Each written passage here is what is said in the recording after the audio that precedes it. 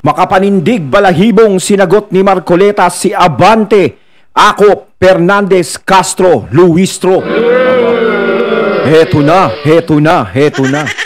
Ayan, syempre itong balitang ating matutunghayan ngayon ay nagmula kay Banat News Updates. At syempre ito po ang inyong lingkod na si BT na magbibigay ng reaksyon at komento dito sa video na ating matutunghayan ngayon. At huwag na natin pagtagalin at sabay-sabay na nating panoorin ang laman ng video na hatid sa atin ni Banat News Updates at bibigyan natin ng reaksyon ng balitang ito. Pasok! Bago natin ipagpatuloy ang full video, ay dumako muna tayo sa iba pang mainit na usapin at balita sa mundo ng social media.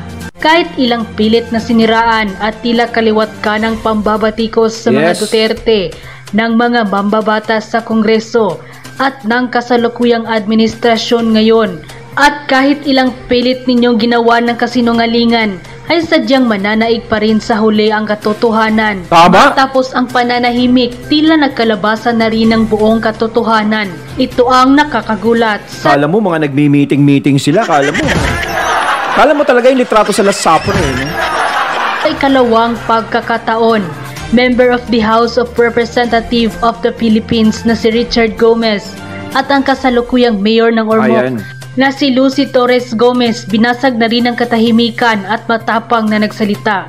Tila tahasang pinatunayan at walang pagdadalawang isip na binasag ang buong katotohanan tungkol sa war on drugs umano ng dating Pangulong Duterte. Pero bago ang lahat mga ka-update, kung bago ka pa lamang sa aking channel ay mag-subscribe ka na at huwag kalimutang i-click ang notification bell para mas updated ka pa sa lahat pa ng bagong videos na i-upload namin. At yun, yung sinabi ni Banat News Updates na yun, di ba? Yun ay pinatunayan ni Madam Lucy at ni Sir Richard Gomez na talagang malaki ang naitulong ng war on drugs ni Duterte sa kanilang lugar sa Ormoc. Di ba? Sila yung nag-a-acknowledge sa nagawa ni Tatay Digong. Hindi itong mga to. Na buong akala mo ay walang nagawa sa mga lugar nila yung war on drugs ni Tatay Digong. Diba? Baka nga isa kayo sa mga natuwa nung mga panahon na yun dahil hindi gaano sumakit ang mga ulo nyo. Tapos ngayon galit na galit kayo. Hindi nyo gayahin ang magandang binibini natin, ang magandang Madam Richard Lucy Torres Gomez. Diba? Tama ba? At ang pinakagwapo na si Congressman Richard Gomez. 'Di ba? Kaya mga taga-Ormoc, alam niyo na kung sino ang totoong tao, ang totoong politiko na dapat nyong iboto. Ayan, yung mag-asawa na yan talaga. Yan ang dapat na inirespeto, hindi yung ibang tao na kunwari matatalino. Ganyan, ganto. Kita mo parang Last Supper lang, Hay nako. Kaya susunod, botohan ng congressman, mayor, tandaan nyo po, mga taga-Ormoc, ang pangalang Richard Gomez at Lucy Torres. Huwag nyong kakalimutan yan dahil isa sila sa nakikipaglaban kung ano ang tama. Pinapatunayan nila, di ba? Talagang ipinaparamdam talaga nila sa lahat na merong nagawa ang dating administrasyon. No? Bukod dito sa mga to. Alam mo naman. Papakamot na lang ako ng lamesa. Tuloy natin. Boyfriend mo ba yan? Ayun, Bakit pareho kayo ng kulay ng si Kong Marcoleta, syempre ito si Kong Marcoleta, no? Pakinggan natin. Anong pangalan ng nanay mo? Boyfriend mo ba yan? Tingnan po ninyo yung Quadcom. Napansin niyo po ba kung ba't ayaw ko sumama dyan? Wala po akong nakitang legislative purpose. Yun! Sabi ng Constitution, sabi ng Supreme Court, there should be a legislative purpose. Yun po yung limit. Kailangan tanungin natin, asan po ba yung binabalangkas ninyo para lang malaman namin na talagang totoo yung ginagawa nyo, na hindi lang kayo fishing expedition. Hindi lang kayo nagmimina ng ebidensya. Ang sabi ni Senator Amy kanina. Ayun, talagang inuungkat ni Kong Marcoleta, di ba? Yung sinasabing nagmimina ng ebidensya. No, parang hukay kayo ng hukay ng kung ano-ano Di ba? Wala namang kayong nakukuha. Sasabihin nyo may ginto dito pero wala naman pala. False alarm. Kasi lahat ng akusasyon nila sa mga Duterte ay false alarm lamang. Diba? Meron nga mga kinukuhang testigo na hindi mo alam kung saang impyerno nang galing. Diba? Labas na lang ng labas ng kung sino-sino. Diba? may mga kaso, di ba? Parang, paano mo paniniwalaan yung mga ganong klaseng tao? Tapos parang galit na galit sila sa war on drugs na ginawa ni FPRRD na sa halip dapat matuwa kayo.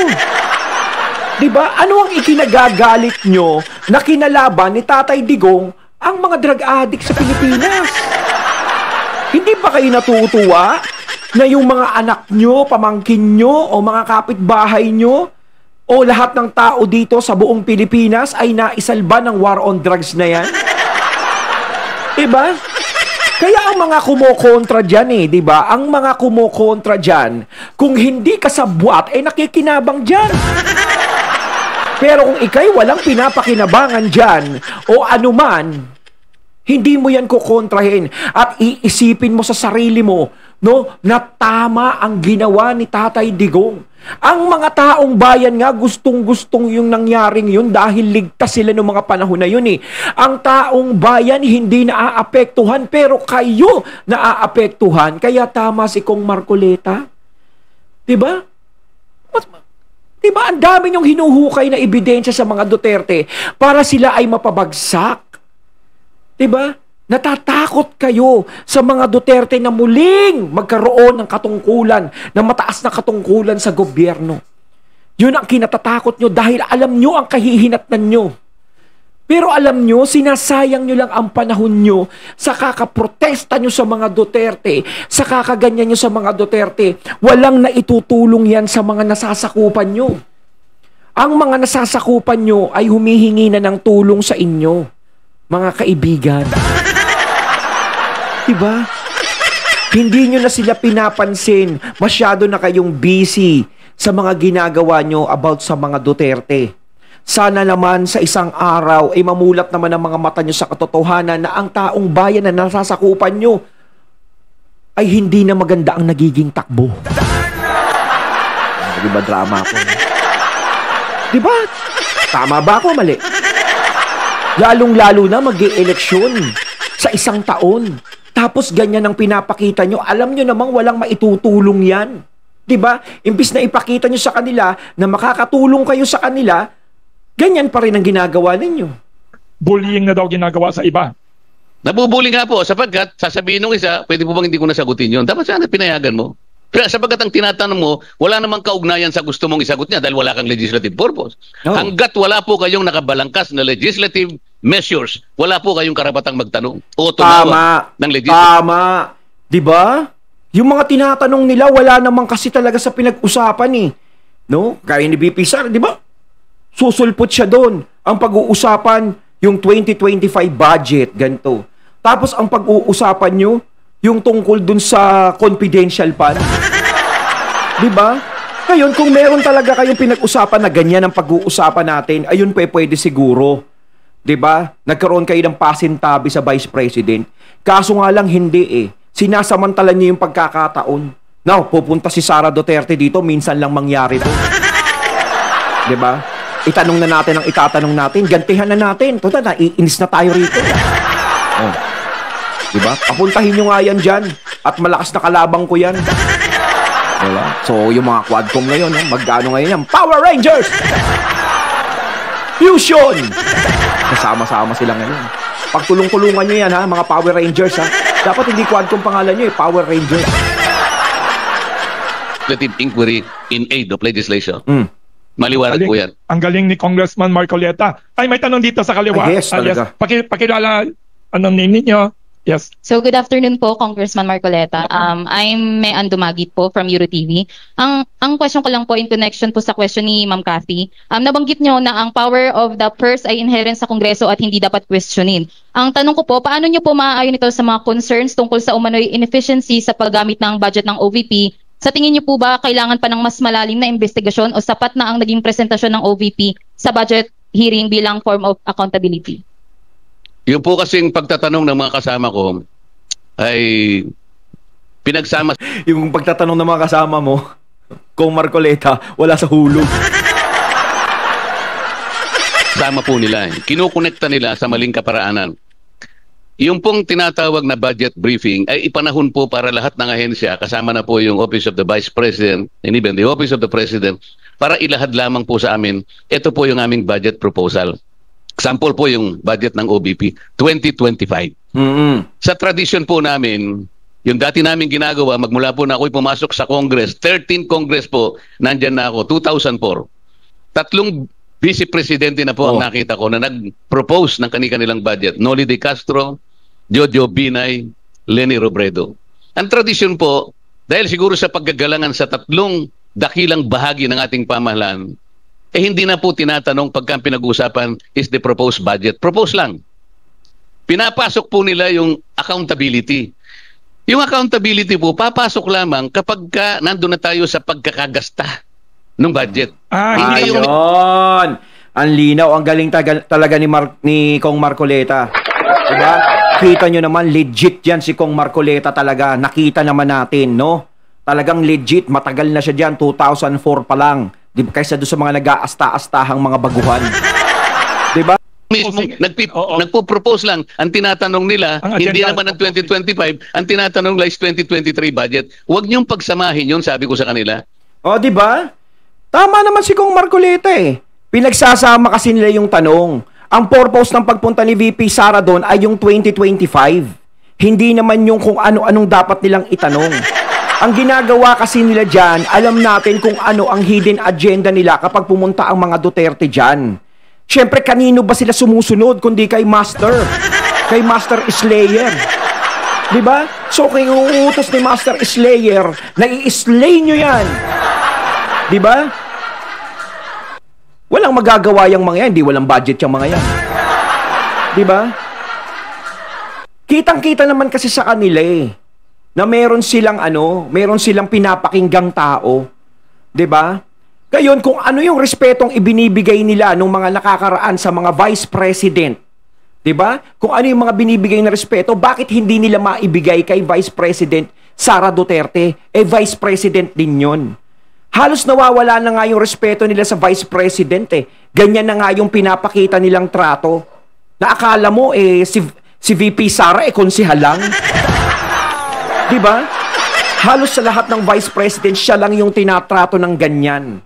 Pero alam nyo, kayo lang yung naglalagay ng sakit ng ulo nyo. Hindi si VP Sara dahil sa ginagawa nyong yan.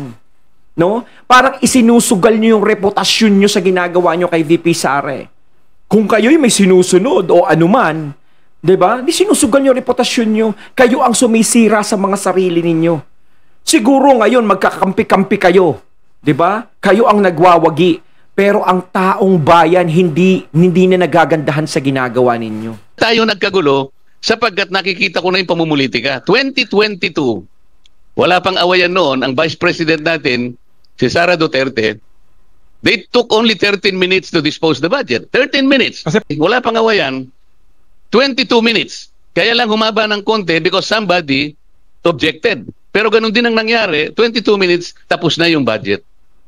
Bakit po 2024 nag-away kami? So, ang tinatanong ko,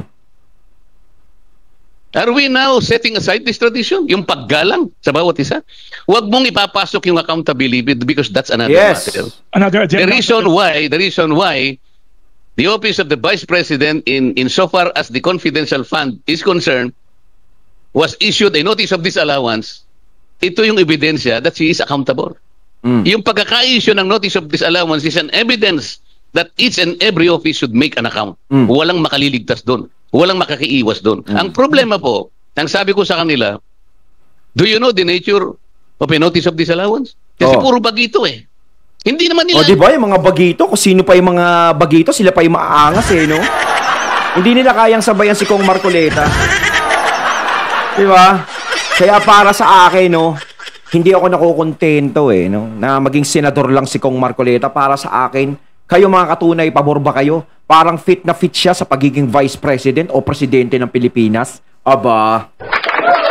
Para sa akin, iba si Kong Marcoleta eh. Sa kanya mo nakikita yung pagiging transparent. Kung naghahanap kayo ng congressman na transparent, no? Si Kong Marcoleta. Ngayon, nandiyan din, di ba, sila Kong Richard Gomez. Nakikita natin mangilan-ngilan sa kanila eh. Di ba? Isa-isa na silang naglalabasan. Pero nakikita mo rin naman sa kanila yung mga nagmamagaling. Alam nyo naman kung saan nyo makikita yung mga nagmamagaling. Tandaan nyo yung mga pagmumukha ng mga taong yun. Kita nyo, wala silang ginawa, kundi puro Duterte lang ang inaano. Kayo ba yung mga nasasakupan ba nila, inaasikaso nila? 'Di ba? Pag nanalo na naman yung mga yan, ganyan na naman yan, Duterte na naman iintindihin nyo. Ang dapat intindihin nyo, no, mga kababayan, yung mga lingkod bayan na talagang paglilingkuran talaga kayo, hindi yung sa political agenda lang nila ginagamit. 'Di ba? Sabi ko, the notice of disallowance is a mere notice notifying that office that it should clear some of the things that she needs to produce. Yes. Halimbawa, wala po yung supporting document, wala po yung ibang requisites na kailangan para po maging allowed lahat ng expenditures. Ba't kayo ang nagtatatanong? Inisyuhan pa lang August 7, 2024. That means the Office of the Vice President has 6 months to be able to make an explanation. Tayo nang naglululundag na pati yung salitang naglululundag, ayaw nila. Hindi, tsaka ang kukulit talaga nila eh. Pinatunayan na nga ng COA na wala talagang ginagawang hindi maganda si VP Sara. Ayaw talaga nilang paniwalaan. Gusto pa nila ulit-ulitin. Diba, hindi mo alam kung ano. Ano ba mga pinag-aralan nito? Ba't ang kukulit talaga? Mapag-aralan nga natin. Kasi kung kulitan siguro, hindi tayo mananalo sa kanila eh. Parang ang ginagawa kasi nila, no? Ay, hindi natin paniniwalaan yung COA. Walang kwenta sinasabi niyan. Kailangan kay Sara Duterte malaman yan. Bakit hindi nyo nalang sabihin na magkasabot si Sara Duterte tsaka yung COA para matapos na? Yung parang ganon, sabihin nyo, magkasabot siguro kayo kaya pinagtatanggol nyo Sara Duterte. Diba? Halos grabe na yung ginagawa nyo, kaya nakikita na namin dito kung ano talaga yung agenda. Diba? Kasi kung wala kayong agenda, nung sinagot pa lang ng COA yun, na wala talagang ginagawang hindi maganda si VP Sara sa pondo niya, doon pa lang tapos na yun eh. Okay na, sarado na usapan eh. COA na nagsabi, hindi nang galing kay VP Sara. Kasi kung kay VP Sara, hindi nyo ba naisip? Baka syempre, pwede niyang ipagtanggol yung sarili niya. Pwede niya itanggi yun, di ba? Hindi ba kayo nag-isip? Mas maganda kung malalaman nyo talaga dun mismo sa COA. No? Sa Commission on Audit talaga. Kaso yung COA na mismo nagpatunay eh. Ibang tao na mismo nagpatunay, ahensya na mismo nagpatunay na walang ginagawa si Sara Duterte na anomalya. O ano pa bang hinahanap nyo? Di ba dapat tapos na? Wala na? Case closed?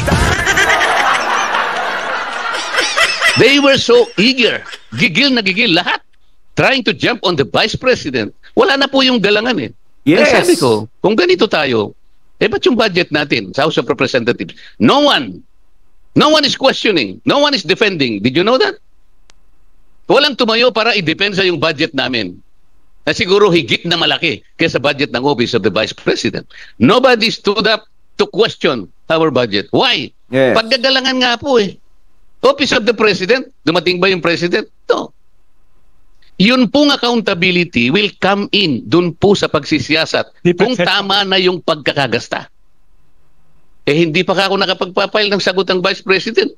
Tayo nang gusto. Bakit? Convicted na ba siya? It's a mere notice. It's not even a final judgment. So it is contestable. Yes. It is appealable. So mukhang publicity stunt. Politicizing. Mining for evidence preparatory to the filing of an impeachment complaint. Yan po yung aking... Yun ang nakikita doon. Gusto talaga nilang igisa si VP Sara para mawala sa posisyon. Di igisa nyo nang malaman natin. Diba? Kung i-impeach nyo, sige. Hindi, totoo yan. Para malaman nyo kung paano magsiklab ang taong bayan na pumapanig sa tama. Diba? Ginaganyan niya yung tao na nagbibigay ng tapat na serbisyo. Diba? Yan yung mga taong yan ang ginaganyan ninyo. No? Kaya tuloy kayo ang gumagawa at sumisira sa sarili nyong pangalan. Hindi yung mga taong kumukundi na sa inyo. Hindi yung mga vlogger na tumitira sa inyo. Kayo mismo ang gumagawa ng dahilan para masira ang mga pangalan nyo. Para kasuklaman kayo ng mga tao. Diba? Kung kayo ay gumagawa ng tama, kahit may sumusunod kayo, kung alam nyo namang mali, bakit nyo susundin? Diba? Ang importante, kaya kayo nandiyadyaan para maglingkod sa tao.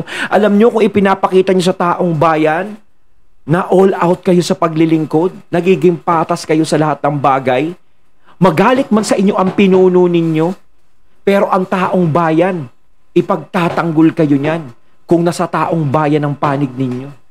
Hindi kayo iiwan yan. Kahit kumandidato ka ng kumandidato, kahit walang tulong ng mga partido na yan, pag nakikita ng mga tao na maganda ang paglilingkod na ginagawa mo, kahit independent ka lang, itataas ka nila. In conclusion. Very obvious na political theater yan nangyayari. Yes, sir. Kaya very clear ang utak ni Congressman Marcoleta. May alam siya sa batas. Next Yes, question. Moving on po, Kong. Good afternoon, Riza Lopez po from EuroTV. Though you are removed from the Committee on Appointments at tumatakbo po kayo bilang senator ngayon, would you mind to give a comment po sa pagkaka-appoint kay former Cavite Governor John Vic Remulla? Or do you think this is some kind of political power since marami ng mga paulit-ulit na apelido na lumalabas ngayon sa gobyerno? So, what do you think of this? Thank you po. Nagugulat mga tao. Bakit tao? Dalawang parehong apelido na sa kabinete. Comment daw. I cannot question the wisdom of the President. Yung po kasing power to appoint resides solely in the President. Wala pong ibang opisyal ng ating bansa ang pwedeng magnombra, mag-nominate, mag-designate. Tanging-tangi lamang po ang Pangulo ng Pilipinas. Pero yung kanyang appointment na yan o yung kanyang nomination will be subjected to a commission. Para sa ganun po, yung merit and fitness of any appointee or designee of the President will be somehow evaluated in the Congress and assessed by a commission and appointment. Ito po ay isang independent commission designated by the Constitution itself. Hindi po nagle-legislate yung commission and appointments. Kahit na po yung 12 ay members of the House of Representatives and the others are senators, their duty is not to legislate. Their duty is to make certain that the appointee or the designee of the President is competent to do his job. Ngayon po, wala na po ako sa commission and appointment, so I will not be able to exercise that duty anymore. Noon pong ako'y membro pa doon, alam naman po nila that I objected to at least 2 of them. Na sinabi ko kahit na 5 senador po yung nakalaban ko, hindi po ako pumayag na magpatalo doon. Yun po yung pagkaka-appoint ng isang ambassador sa Papua New Guinea. I stood on my ground, even if 5 senators disagreed with me. So you are a working legislator, hindi kayo oo ng oo lang. Galing talaga ni Kong Marcoleta. Para sa akin, kung meron lang dapat mag-number 1 ngayong 2025 senatorial election, si Kong Marcoleta yon. Ngayon ko si Kong Marcoleta malalaglag sa pagiging senador, hindi siya titignan ng mga tao. Nako, ibig sabihin nun ayaw nyo talaga ng pagbabago. Gusto nyo pa rin yan. Kaya wala kayong karapatang magreklamo kapag yung mga yan hindi nakapasok sa Senado. Wala kayong karapatang magreklamo. Yung sasabihin nyo, ano ba naman nangyayari? Ganto, ganyan, ganyan. Wala na kayong karapatang magreklamo. Pero kung sila ipapasok nyo, doon natin maoobserbahan yan, mga katunay. Doon natin malalaman yan. Pero talagang si Kong Marcoleta, since day 1 pa lang talaga nakikita natin, is yung nakakabilib na. Wala siya sa katungkulan. Yeah, congressman, pero hindi siya nagpapasakop. Ipinaglalaban niya kung ano ang tama, kinakalaban niya lahat ng mali. Yun ang importante doon. Na hindi ka kayang hawakan sa leeg. Yes, man. Kung tama po kasi, wala po akong magagawa. Ilalaban ko po yung kahit saan kami makarating. Ayon, at ating natunghayan ng video na nagbula kay Banat News Updates at syempre natunghayan natin si Kong Marcoleta. Galing talaga, no? Mga katunay, palakpakan natin. Good luck sa 2025 election, senatorial Kong Marcoleta. Kaming mga katunay ang bahala sa iyo. Mga katunay, comment lang po kayo sa comment box sa inyong mga sasabihin. So once again, I'm BT and I'm out. Peace.